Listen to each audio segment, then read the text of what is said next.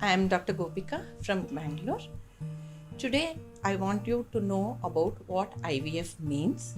IVF is in vitro fertilization, which means the fertilization is not happening within the human body, that is the female uterus, but it happens outside within the lab by the help of the gynecologist and the embryologist by uniting the sperm and the egg outside the human body. This is called IVF. Then coming into who are suitable for IVF. There are female and male people differently who are suitable for IVF. In females, if the age of the female is above 35 years, then we have to go for IVF. The second is the level of AMH. If the anti-Mullerian hormone level is less than 2 in a female who is aged less than 35 years, then the preferable option would be in vitro fertilization. Then coming into severe endometriosis, which is grade 4 endometriosis or frozen pelvis or bilateral endometriosis where the ovarian endometriotic cyst is more than 5 cm, then we suggest them to go for IVF. Then 20% of females will have tubal disease either because of infection or because of previous ectopic pregnancy where a salpingostomy is done to save the tube and they are not conceiving. Then we suggest them to have IVF. Coming into the male factors which are required for IVF, one is oligoasthenoteratospermia, wherein the male sperm count is less than 5 million. The normal forms are less than 4% and the motility is less than 5%. Then we suggest them to go for IVF. The second is where erectile dysfunction is there, or in the third place, if the female is undergoing recurrent abortions, then we suggest them to go for IVF.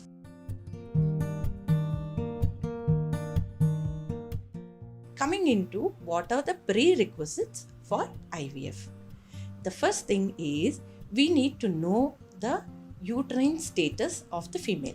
So we do something called hysteroscopy, wherein we check the cavity of the uterus by using a hysteroscope and look at the vascularity and the endometrium and whether there is any abnormality in the uterus in the form of fibroids or polyps or any bald areas or the thickness of the endometrium.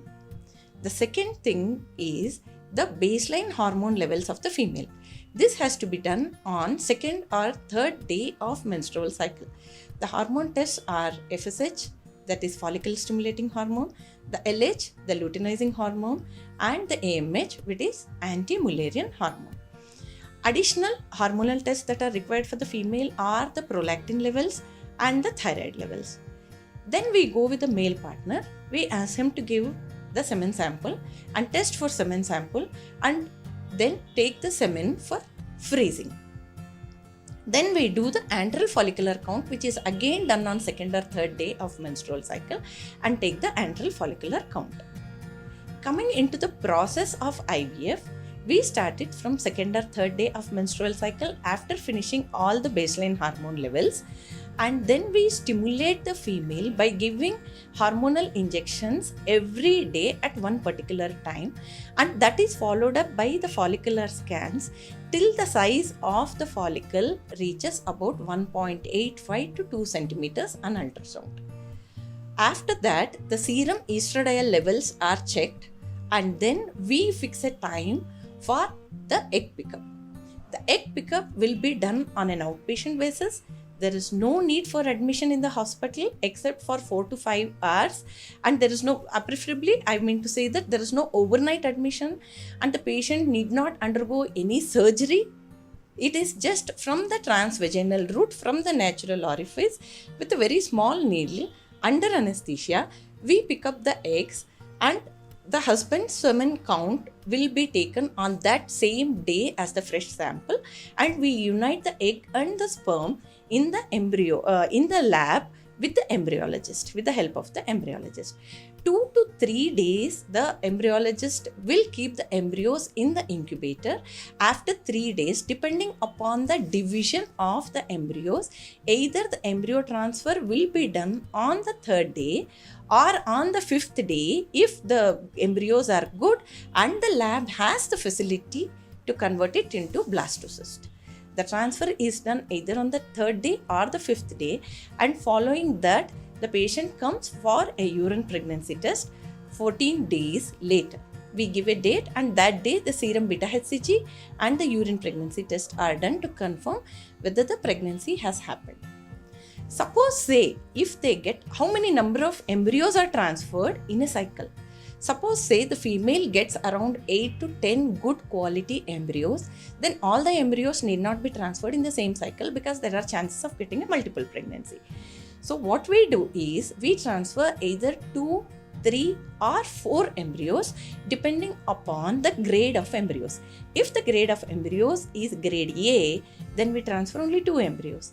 If grade A and grade B are mixed, depending upon what the embryologist says, we either transfer 3 or 4 embryos. The remaining embryos can be frozen.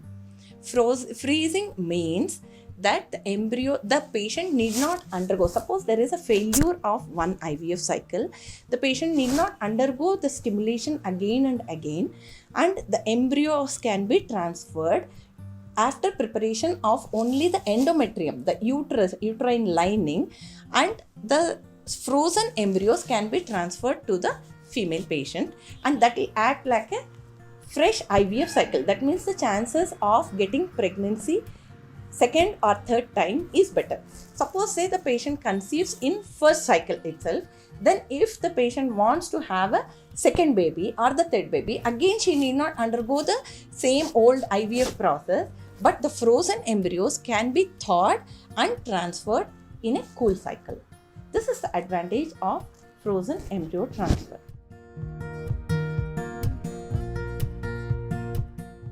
Coming into the success rate of IVF. The success rate depends upon various factors. If the husband's count is good, then the chances of pregnancy are better. If the tubal disease is there, then the chances of pregnancies are better. If the patient's age is less than 35, then the chances are good. On an average, we take the success rate of IVF per cycle as 35 to 60%, depending upon the cohort of the patients that we take. Suppose say there is severe pelvic infection, there is severe endometriosis, age above 35 or 40 years, then the chances of success in IVF gets reduced. Finally, to summarize, IVF is not a very great process wherein you need to stay in the hospital for 10 days or 15 days. It's a very simple procedure wherein you can come as an outpatient and take the injections every day in the hospital, followed by follicular scans, and then you need to stay in the hospital as a daycare only for 4 to 5 hours, one time during the egg pickup and one time during the embryo transfer. And finally, the success rate depends upon the age and various other hormonal related factors of the male and the female, and it is definitely better than the IUI or the natural cycle. Thank you.